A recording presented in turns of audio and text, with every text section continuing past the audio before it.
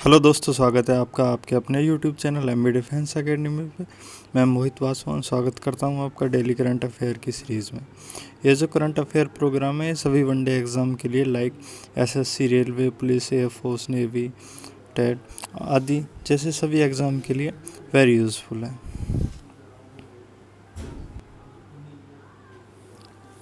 आज है 18 जनवरी 2021। तो हम 18 जनवरी की जो भी इम्पोर्टेंट करंट अफेयर है हम उसको डिस्कस करेंगे यहाँ पे। इसमें जितने भी उस दिन के सभी महत्वपूर्ण क्वेश्चन होते हैं करंट अफेयर से रिलेटेड, उनको हम कवर करते हैं। तो चलो शुरुआत करते हैं डेली की तरह। सबसे पहले जो आपके प्रीवियस प्रैक्टिस क्वेश्चंस रहते हैं उनके आंसर से जो हमने आपको दिए थे।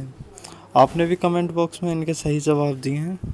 जिन्होंने भी सही जवाब दिए हैं उनको मैं अप्रिशिएट करता हूँ, वेल डन। तो देखते हैं पहला क्वेश्चन क्या था। तो पहला क्वेश्चन यह था कि भारतीय संविधान में 9वीं अनुसूची कब जोड़ी गई। ऑप्शन ए 1950 में, ऑप्शन बी 1951 में, ऑप्शन सी 1955 में, ऑप्शन डी 1958 में। तो आपको बताइए कि जो भारतीय संविधान में जो मूल संविधान था उसमें कितनी अनुसूचियाँ थी। उसमें 8 अनुसूचियाँ थीं। उसके बाद 4 अनुसूचियाँ और जोड़ी गईं, जिसके बाद टोटल 12 अनुसूचियाँ हो गई। तो जो सबसे पहली अनुसूची जोड़ी गई थी वो 9वीं थी, उसके बाद 10वीं, 11वीं, 12वीं। तो ये जो 9वीं अनुसूची जो सबसे पहले जोड़ी गई थी, ये संविधान संशोधन अधिनियम कॉन्स्टिट्यूट अमेंडमेंट एक्ट 1951 1951 में हुआ था संविधान संशोधन, जिसके द्वारा जोड़ी गई थी। तो जो इसका सही आंसर हो गया वो हो गया ऑप्शन बी 1951। 1951 में 9वीं अनुसूची भारतीय संविधान में जोड़ी गई थी। अगर बात करें तो ये 9वीं अनुसूची किससे संबंधित है, तो इसके अंतर्गत राज्य द्वारा संपत्ति के अधिग्रहण की विधियों का उल्लेख किया गया है। इस अनुसूची में सम्मिलित विषयों को न्यायालय में चुनौती नहीं दी जा सकती, लेकिन वर्तमान में ऐसा नहीं है। अब जो इस अनुसूची में संबंधित विषय हैं उनको न्यायालय में चुनौती दी जा सकती है, उनका न्यायालय पुनर्वलोकन कर सकता है। नेक्स्ट देखते हैं क्वेश्चन नंबर 2 क्या था। तो क्वेश्चन नंबर 2 इसमें पूछा गया था कि भारतीय संविधान में 10वीं अनुसूची किस विषय से संबंधित है। ऑप्शन ए अनुसूचित क्षेत्र से, ऑप्शन बी शपथ ग्रहण से, ऑप्शन सी दल बदल कानून से, ऑप्शन डी इनमें से कोई नहीं। तो जो इसका सही आंसर है वो है ऑप्शन सी दल बदल कानून। एक इम्पोर्टेंट क्वेश्चन है। तो जो भारतीय संविधान में 52वें संविधान संशोधन द्वारा 1985 में ये जोड़ी गई थी, कौन सी 10वीं अनुसूची। और इसमें जो दल बदल के कानून है उनका प्रावधान किया गया था कि अगर कोई एक पार्टी से दूसरी पार्टी में कोई सांसद जाता है या दल बदल लेता है कुछ विशेष परिस्थितियों को छोड़ के, तो उसकी जो योग्यता है उसको कैंसिल करने का इसमें प्रावधान है। तो इसका सही आंसर हो गया ऑप्शन सी। नेक्स्ट इसके बाद हम देखते हैं जो मोटिवेशनल कोट है आज का, वो है, देखो इसमें कितनी अच्छी लाइन लिखी गई है। उड़ान तो भरना है चाहे कई बार गिरना पड़े, सपनों को पूरा करना है चाहे खुद से भी लड़ना पड़े। तो उड़ान तो भरनी है, चाहे कुछ भी हो, भले ही कितनी बार गिरना पड़े, आपको बार बार हो सकता है असफलता का सामना करना पड़े, लेकिन आपको अपने ड्रीम पूरे करने, अपने सपने पूरे करने हैं, और उसके लिए कहीं ना कहीं खुद से भी लड़ना पड़ेगा। क्योंकि कभी कभी ऐसा लगता है कि यार क्यों हम अपने कंफर्ट जोन से बाहर जाएं, तो ऐसा नहीं है। उसके लिए अपने ड्रीम्स के लिए आपको खुद से भी लड़ना पड़ेगा। कई बार अपनी कुछ चीज़ों को छोड़ना पड़ेगा, अपने कंफर्ट जोन को छोड़ना पड़ेगा। इसके बाद शुरुआत करते हैं जो भी करंट अफेयर के क्वेश्चंस हैं आज के उनसे। तो पहला क्वेश्चन है आज का, किस राज्य के मुख्यमंत्री ने वेणुवन और घोड़ा कटोरा पार्क का उद्घाटन किया है। Option A Uttar Pradesh, option B Bihar, option C Orissa, option D Jharkhand. तो जो इसका सही आंसर है वो है ऑप्शन बी। तो जो बिहार के मुख्यमंत्री हैं नीतीश कुमार, उन्होंने वेणु वन और घोड़ा कटोरा पार्क का उद्घाटन किया है। और ये जो घोड़ा कटोरा पार्क है ये बिहार के राजगीर ज़िले में स्थित है। और ये जो दोनों पार्क हैं ये ऐतिहासिक पार्क हैं और ये बौद्ध धर्म से संबंधित हैं। इसके बाद देखते हैं क्वेश्चन नंबर 2। तो क्वेश्चन नंबर 2 में, क्या इस साल गणतंत्र दिवस के शुभ अवसर पर मुख्य अतिथि के रूप में किसी भी विदेशी नेता को आमंत्रित नहीं किया जा रहा है? बताइए भारत के इतिहास में इससे पहले ऐसा कितनी बार हुआ है?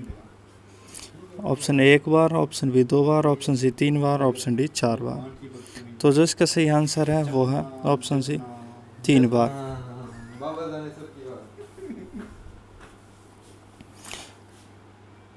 1952 में, 1953 में और 1966 में 3 बार पहले ऐसा हो चुका है और इसके बाद एक 4th टाइम है।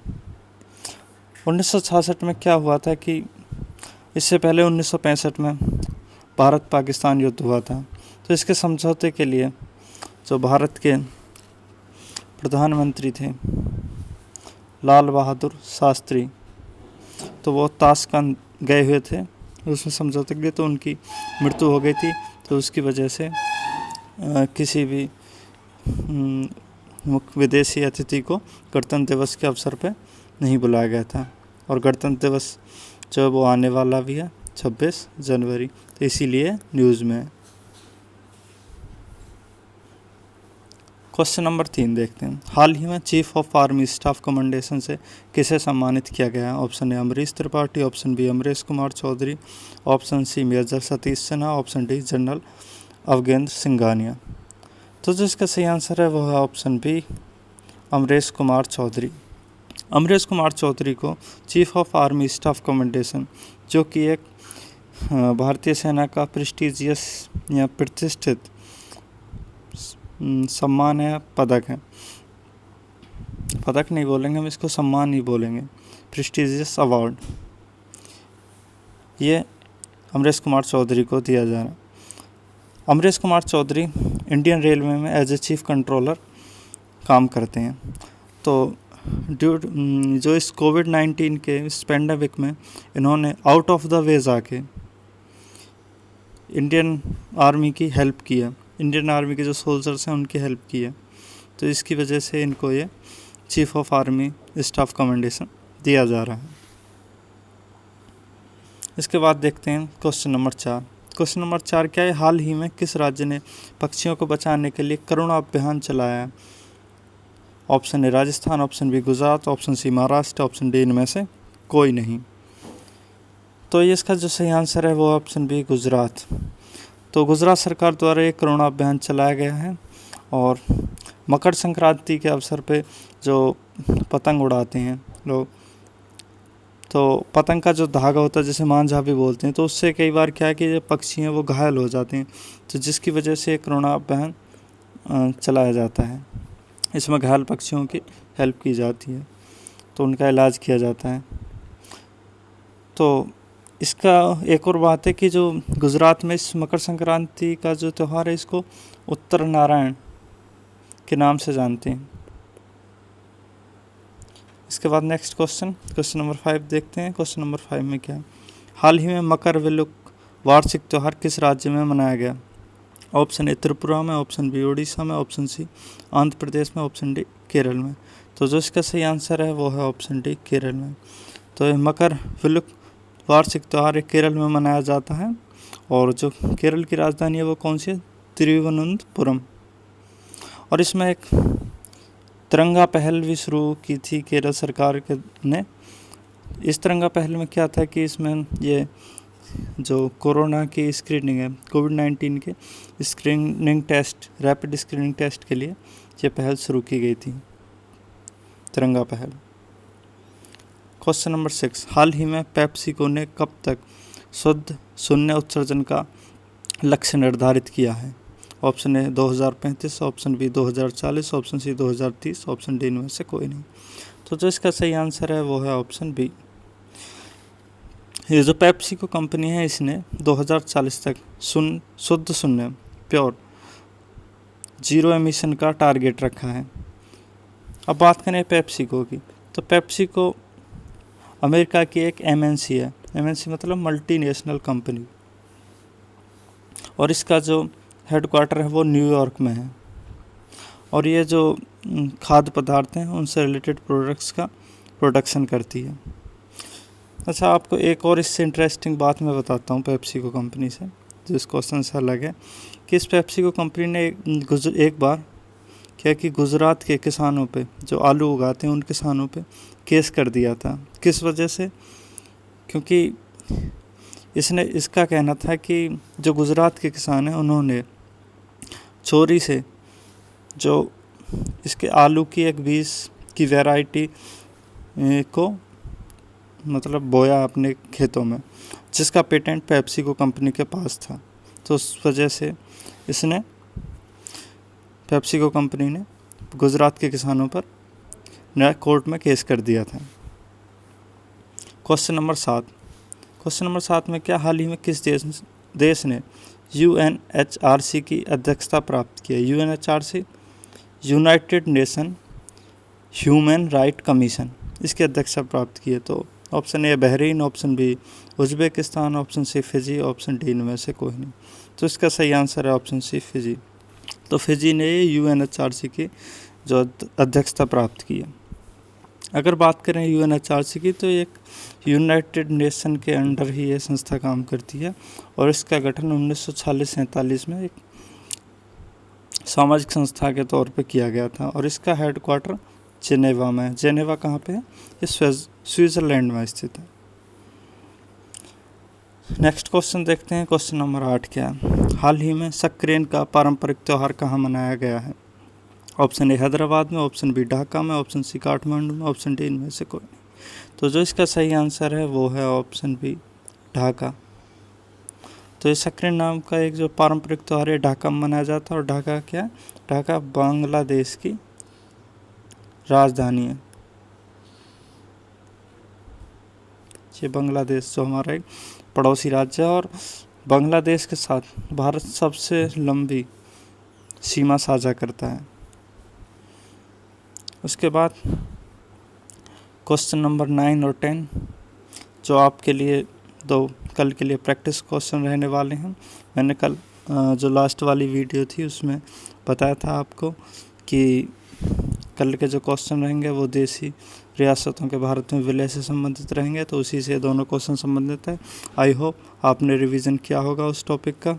इंडियन पॉलिटी का भी रिवीजन चल रहा है, तो आप उस रिवीजन को कंटिन्यू रखें। तो क्वेश्चन क्या मैं आपको बता देता हूँ। क्वेश्चन नंबर 9 ये कि भारतीय रियासतों को भारत संघ में सम्मिलित करने के लिए किसके नेतृत्व में रियासती मंत्रालय बनाया गया था? Option A Jawaharlal Nehru, option B Sardar Vallabhbhai Patel, option C Mahatma Gandhi, option D doctor Rajendra Prasad. तो जो भी इसका सही आंसर है वो आप मेरे को कमेंट बॉक्स में इसका सही आंसर करके बताएंगे। इसके बाद क्वेश्चन नंबर 10। क्वेश्चन नंबर 10 क्या है कि किसी देशी रियासत को भारत संघ में पुलिस कार्यवाही के माध्यम से मिलाया गया था? तो वो कौन सी रियासत थी जिसको पुलिस कार्यवाही के माध्यम से भारत संघ में मिलाया गया था? Option A Jammu Kashmir, option B Junagadh, option C Hyderabad, option D Junagadh और हैदराबाद दोनों को। तो इसका सही ऑप्शन क्या है वो भी आप कमेंट बॉक्स में बताएंगे। And thanks for watching and share and help each other. तो जो भी इस चैनल पे नए वो इसको प्लीज़ सब्सक्राइब कर लें और शेयर करें और एक दूसरे की हेल्प करें। अगर आपको इसकी PDF चाहिए तो आप हमें टेलीग्राम पे ज्वाइन कर सकते हैं। हमारा टेलीग्राम ग्रुप है MB डिफेंस एकेडमी के नाम से, आप टेलीग्राम पे जाके सर्च कर सकते हैं।